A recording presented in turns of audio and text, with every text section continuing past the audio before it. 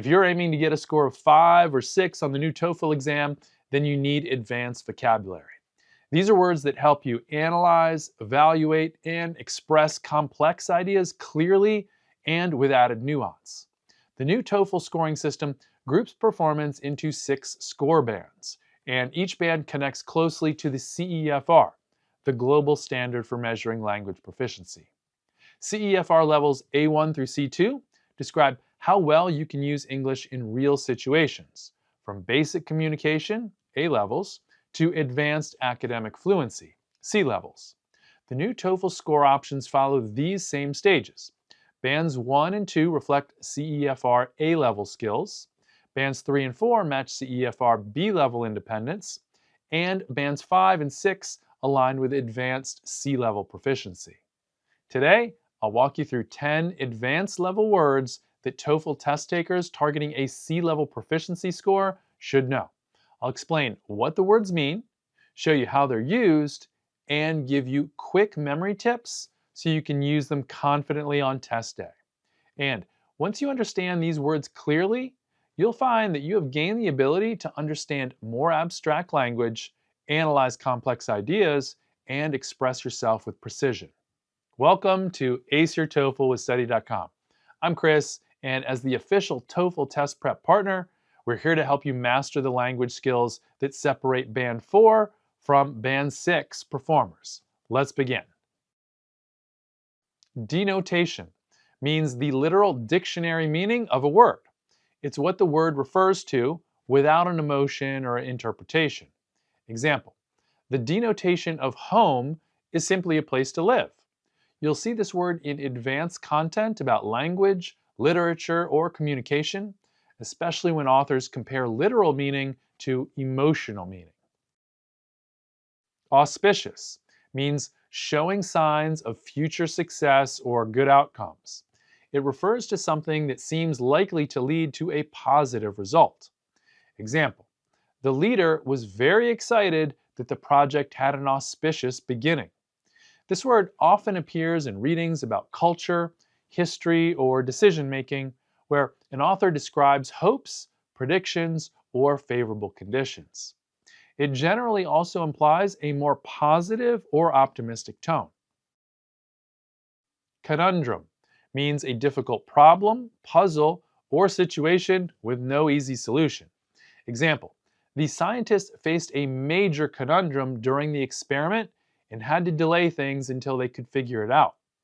You'll see it in academic and social themed content that describe challenges, especially scientific, ethical, or technological problems. Cornucopia means a large, abundant supply of something. It also generally implies that there is far more than is needed. Example, the museum provides a cornucopia of historical artifacts.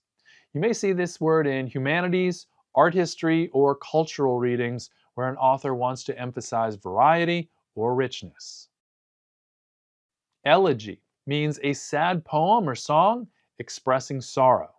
It's usually written for someone who has died or to reflect on something lost.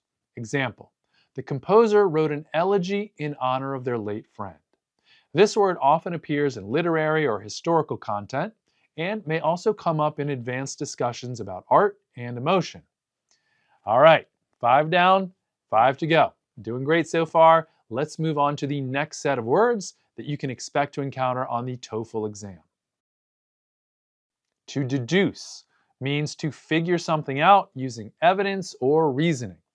It refers to making a conclusion based on a series of clues or facts. Example, from the data, the researcher deduced that the theory was correct. You'll encounter this in science and research-focused readings where conclusions are drawn from results.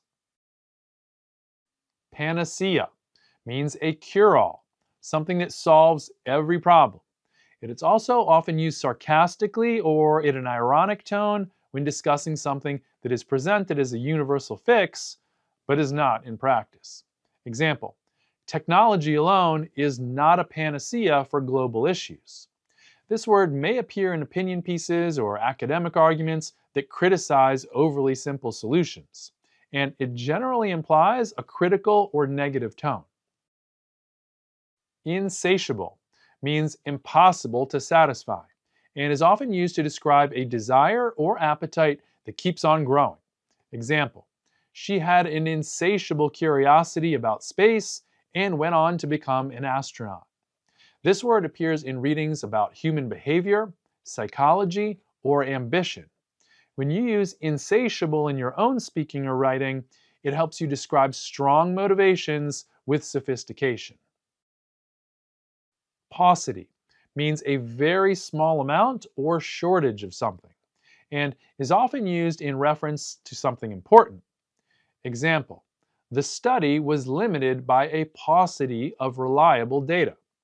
You may see this word in research summaries and academic criticisms, especially when authors point out weaknesses in evidence. Deleterious means harmful or damaging, and is often used in a more formal or academic context. Example, the watch group reported that the chemical spill had a deleterious effect on the surrounding environment. This word often appears in environmental science, health, and social policy readings. The 10 CEFR C-level words were Denotation, Auspicious, Conundrum, Cornucopia, Elegy, Deduced, Panacea, Insatiable, Paucity, and Deleterious. Using these correctly shows band 5 and 6 proficiency, where your English is flexible, academic, and precise. If this video helped to expand your vocabulary, make sure to hit that like button and subscribe to Ace Your TOEFL with Study.com, your official TOEFL test prep partner.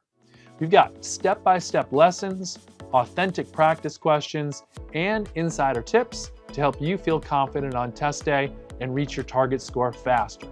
See you in the next video.